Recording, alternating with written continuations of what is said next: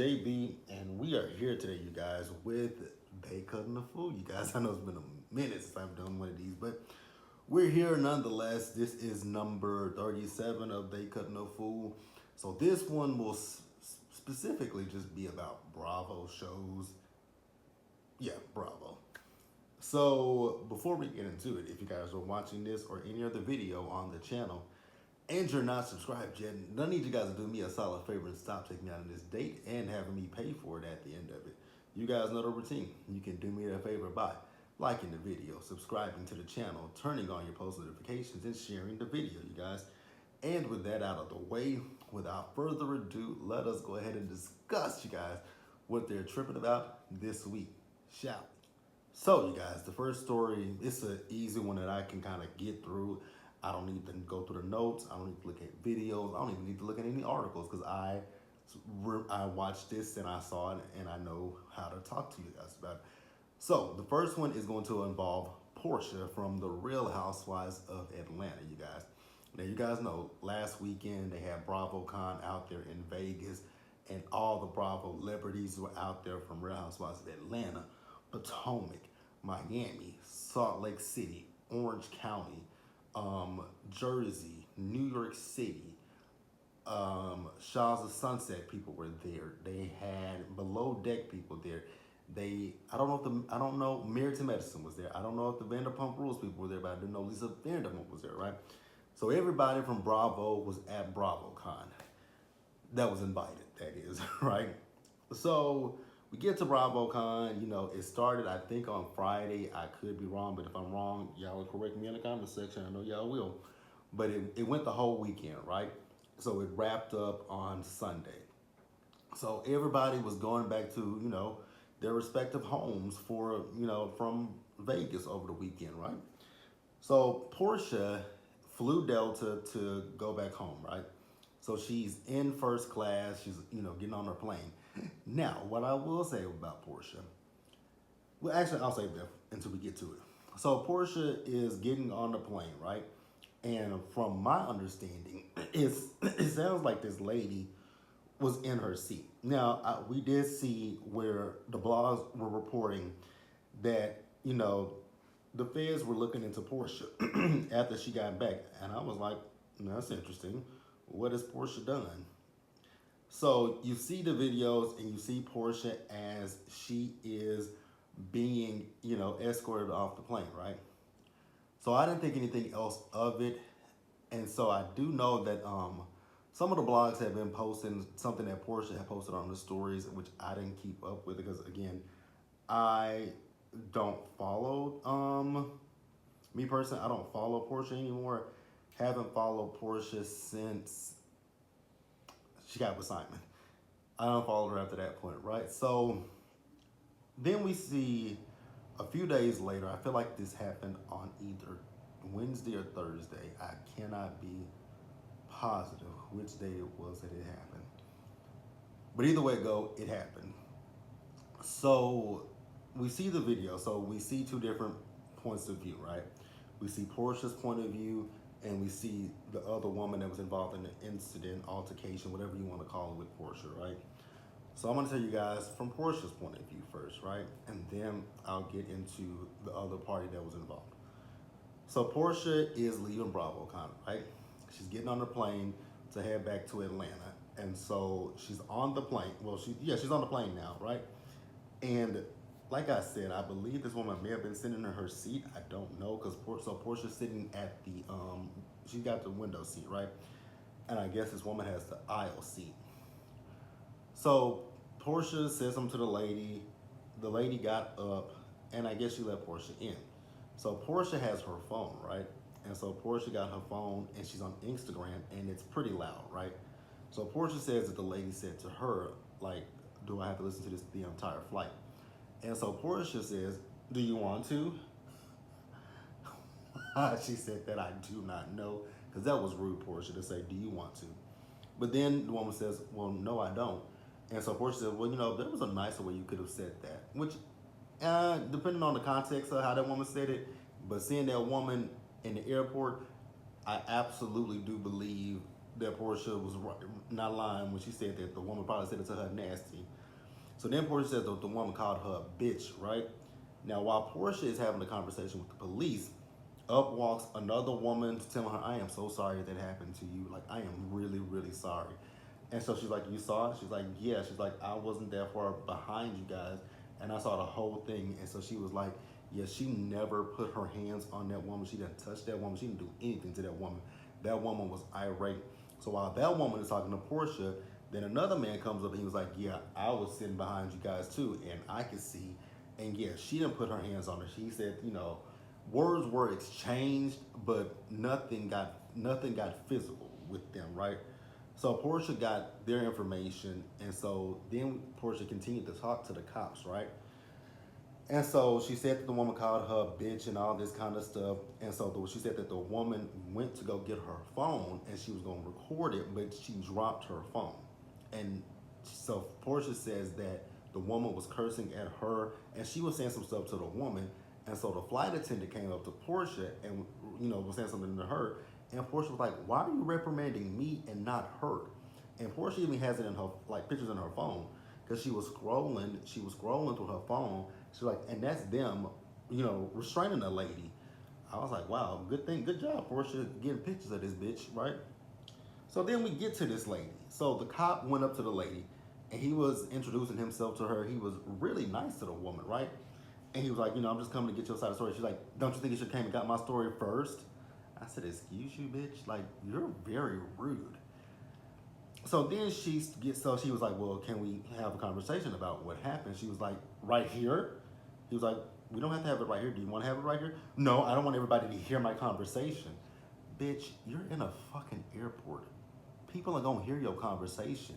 And it's the Atlanta airport. That airport is busy as hell. Like, just like the airport here in Dallas is that bitch is always busy. Always busy. Atlanta is always busy. So they went to the side, right?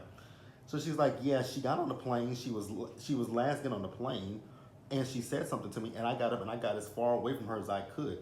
And I was like, why did you get as far away from her as you could? Sound like you already wanted an issue with Porsha, right? So then she was like, so we were sitting for about 25 minutes, and she had her phone on, and I jumped every time that, she was going to go to something new. I mean, she said she came from somewhere, and it was really loud wherever she came from. I said, bitch, stop.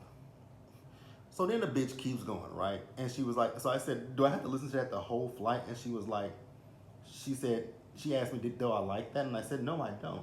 And she was like, well, she said, well, you could have, well, there was a different way you could have said that. I said, well, that's exactly what Porsha just said, right? So then she was like, and then, my phone was on my lap, and I went to go grab my phone. She's shaking, right?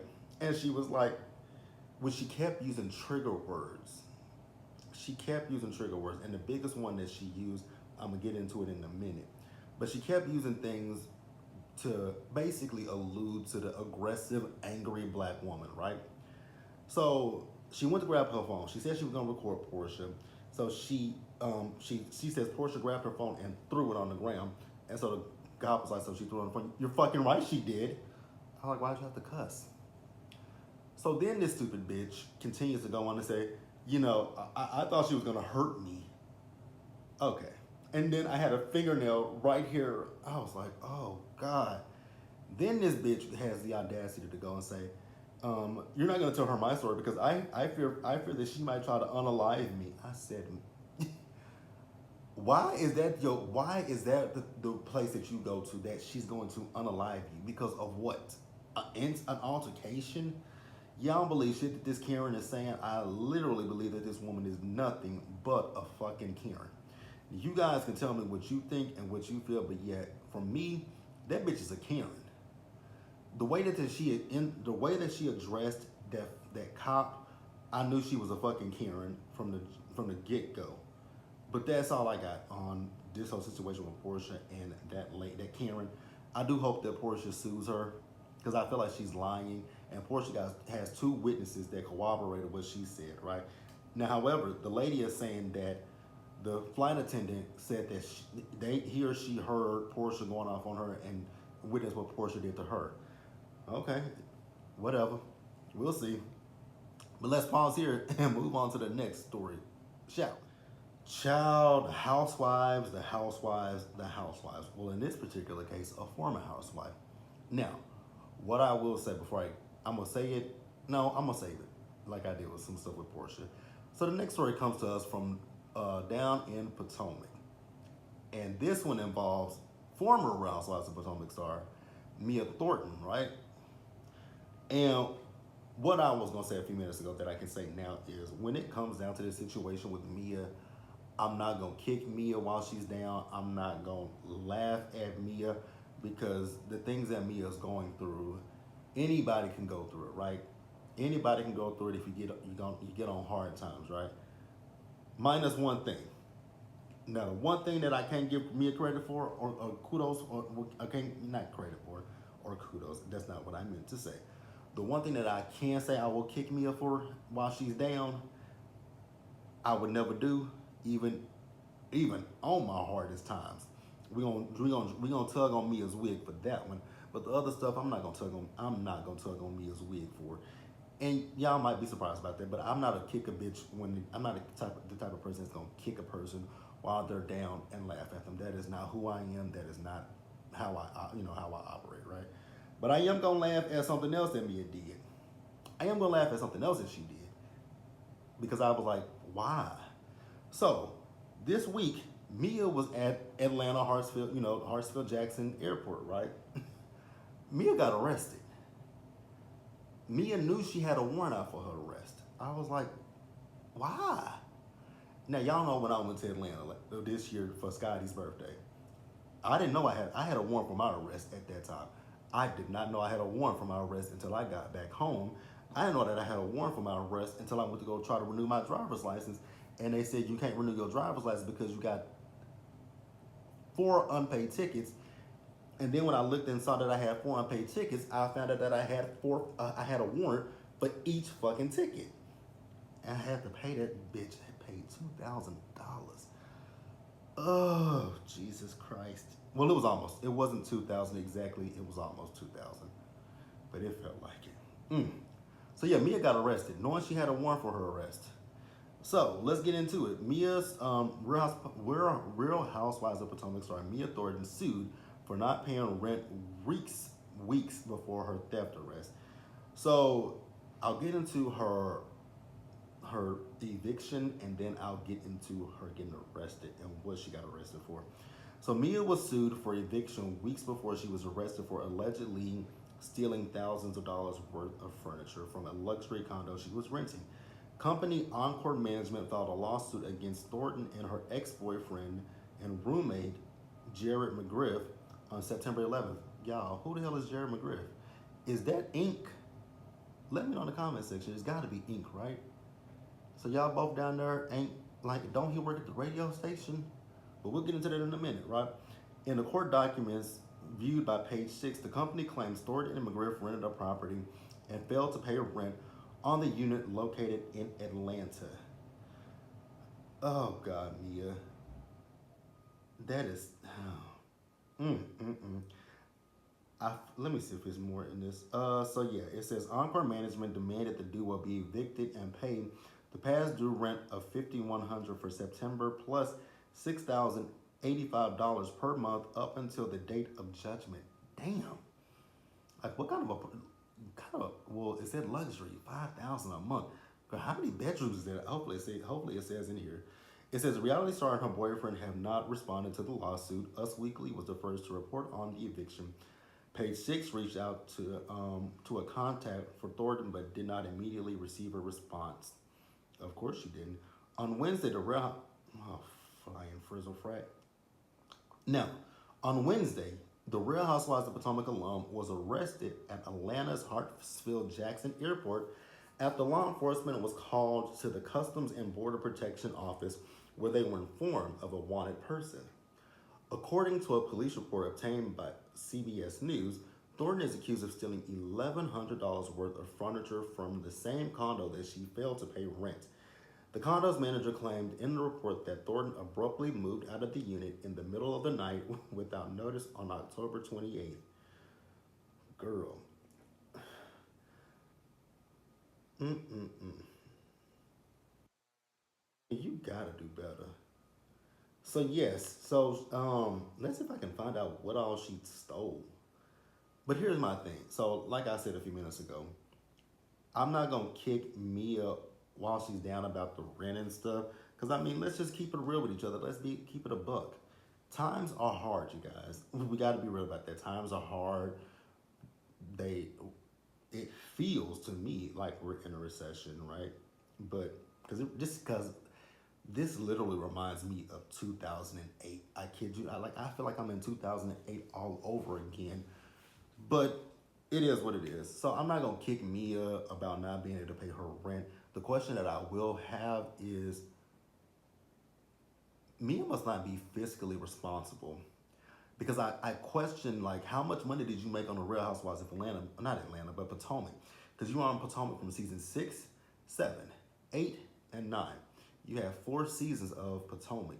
How much money was she making that she can't afford her rent at this point, right? That she's behind on it. And then, like I said a few minutes ago, don't Ink still work for the radio station? Like, like, are times that damn hard for them? Oh. Now, Mia, let me tug on your wig. Let me keep tugging on your wig. So you made fun of Wendy getting arrested about her kids having to find out about this. Girl, as the age old saying goes, never count your chickens before the eggs hatch. And you definitely did that because you was talking cash shit about Wendy, which we'll talk about Wendy in a few minutes. But you were talking shit about Wendy, and now look at you. You in a similar boat as Wendy is, if not worse. Might be a little bit worse because you stealing furniture. You actually stealing furniture, and you getting evicted. But okay, I mean, I guess. I do feel bad for me, and I know some of you guys may feel a way about that, but it is what it is. I have a heart. I'm human, and I don't like. I just like I said, I'm not someone that's gonna kick people while they're down. Like it's just not who I am. And if that's what you guys want from me, that's not who I am. Like I'm not gonna kick me up, but like I said, I tug on her wig. I can tug on her wig when it comes to these damn stealing fucking furniture. Why are you stealing furniture, Mia? And used furniture at that. So I know it said that you stole a TV. I think you stole. I'm trying to figure. I know a TV is included. You took the TV off the fucking wall. Like damn, Mia, you down that bad. Now here's my thing. I ain't never been somebody that would ever want to live in a rented, not rented. I've never been somebody who would want to live in a furnished apartment or anything or a furnished home. If it already got furniture in it, by the time I move in that bitch, that furniture that's in there, even if it's cute, it's gotta go.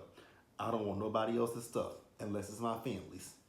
And cause I have my own style, but still, definitely ain't finna take no. Hell to the fucking no. Uh-uh. So I don't know exactly what all Mia said. I don't know what all is being accused that she stole. But yeah, Mia, you ain't got room to steal. Let's see. Uh, okay, so according to police reports, she stole all the furniture and a wall mounted television. Girl, you stole all the fucking furniture. Why? Girl, go to the rental center. Go to Aaron's. Go to anything that you can rent furniture. Girl, go. I don't know if Big Lots is Big Lots even still open. If it is, I don't know. Big Lots, because I could have swore that store closed. I could have swore that. I could swear that store had closed. Yeah, they closed. Cause I was about to say, girl, go to Big Lots, cause they used to work with Ash. Like when I first moved to Dallas, my first couch that I had, it came from Ashley's. Because what it is my best friend when she first moved to Dallas, she had a sectional that I loved, but I was like, I don't want to get your sectional and look like a copycat, even though I loved her sectional, but I didn't want her sectional. So I went into Ashley's, put one on layaway because when I was getting ready, I was moving because this was 2016, right? and I knew I was moving somewhere in 2017. So I was like, okay, I don't have all the money right now. And I was like, I'll put something down on it and pay for it monthly until I moved up here to Dallas. And that's exactly what I did. Girl, Mia, you can go somewhere and get you some fucking furniture. But you still on the fucking TV and all the goddamn furniture in a furnished luxury apartment. Like, how many people done set they bare asses on shit and no. Yeah, Mia, get your life together. Get your life together. So, you guys, let's move on to the next story. And shout out to Tracy for sending me this yesterday in my DMs, asking me did I see it, and I said I sure the hell did not. But let's pause here and move on to the last story.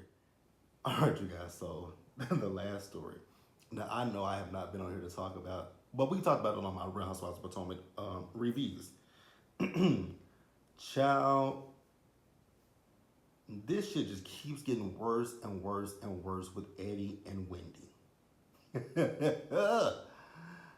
Oh, this shit just goes from worse to worse with these two. So Real Housewives of Potomac stars used I hate when you get an ad. Used aliases and 40 credit cards, prosecutors say. So we're not going to call them Wendy Osefo and Eddie Osefo anymore. We're going to call them by the names that we know are aliases. So we're going to call Wendy Pam Oliver, and we're going to call Eddie Hennessy. I know Pam Oliver is somewhere. I know Pam Oliver and her wigs. Pam and her wigs are like, how the fuck I get in this shit? Me and my wigs were just minding my business. Pam and her wigs are like, bitch, the fuck? Huh? Me? So, Wendy and Eddie were indicted by a Carroll County grand jury last month on fraud charges of insurance, right? Insurance fraud. Prosecutors are seeking additional financial records of Real Housewives of Potomac star Pam Oliver and her husband Eddie Hennessy that they say will show a pattern of excessive spending in support a motive in their criminal fraud case. Now, new court filings show defense attorneys for the Hennessys had said, well, the Hennessy/Olivers said Carroll County prosecutors were on a fishing expedition in seeking new banking records for the couple who were indicted last month for allegedly staging a burglary at their Vicksburg home in order to claim losses. They want the subpoenas quashed. But prosecutors responded by saying the Olivers/Hennessys have approximately 40 credit cards and or debit cards, some of which are believed to be in company names, and have in other instances used the aliases Pam Oliver and Eddie Hennessy in a deliberate attempt to mask their identity. Prosecutors also say Pam Oliver falsely denied using PayPal, Venmo, and Cash App to pay for jewelry. Quote, the state anticipates seeing purchases as well as returns on the financial records, prosecutors wrote. Additionally, the state expects such documentation to show a pattern of excessive spending supporting motive in the case. The state I don't know what this, I've never saw this word, but hey, we'll move on. They're trying to say that, so what they're saying is insurance fraud is a financial crime, and in that, the amount of debt owed by the Oliver/Hennessy's jointly, individually, and by the business that they own is highly relevant to their motive. Eddie Hennessy's attorney, Joseph Murtha, said Wednesday evening that the requests were overly broad and strangely timed, and that prosecutors were looking for something they haven't figured out after 18 months of investigating. He said authorities hadn't talked to the Hennessy/Olivers from the beginning, from the time of the break-in until they were charged criminally. Pam Oliver's attorneys, Murtha, Jeremy Eldridge, and Clarissa Lindsay said in a statement Thursday afternoon that police failed to properly investigate the initial burglary despite clear indications of a break-in, displaying clear bias against the Oliver/Hennessy family. The lawyer said that the public release of the private the family's private financial details serves no lawful purpose, and called the allegation that the Hennessy slash Oliver have used aliases on financial applications false and misleading.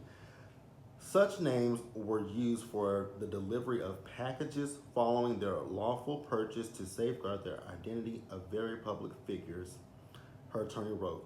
Oh, baby, they got some good attorneys. Okay. Circuit Court Judge Brian DiLeonardo said he would take up the dispute over the subpoenas at a status hearing on December 2nd. The Hennessy's slash Olivers were indicted by a Carroll County grand jury and charged with 7 counts of insurance fraud, 8 counts of conspiracy insurance fraud, and 1 count of making a false statement to the police. That's all I got.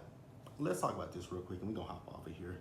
When it comes to the Hennessy slash the Olivers, the question that I have is, because I guess you could argue this in court too, because when it comes to getting credit cards and things in like credit cards, debit cards, and all that kind of stuff, accounts in your name, especially financial accounts, you do have to provide your social security number so that they can run a credit check. So I'm just kind of confused how Pam Oliver gave, her name and her social security number, but Pam Oliver with social security number. Is Wendy born? Wendy wasn't born in. Was Wendy and Eddie born in the U.S.? Do they have social security numbers, or do they have tens? Whatever numbers they have, right? Their numbers would link back to not Pam Oliver, but Wendy Osefo, and Wendy, whatever Wendy's maiden name is, and Eddie. It wouldn't go back to Eddie Hennessy, but Eddie Osefo. I'm so confused, but we're gonna keep our eyes on this and see where this goes. It's a whole hell of a mess, but hey, they done got themselves in it, and it is what it is. But let me know what you guys thought about this, you guys. Leave your comments down in the comment section below. Subscribe to the channel, turn on your post notifications, and share the video, you guys. And until the next time, do me a solid favor. Stay safe, take care of yourselves, you guys. Wash your hands, be blessed, and I'll see you guys in the next video.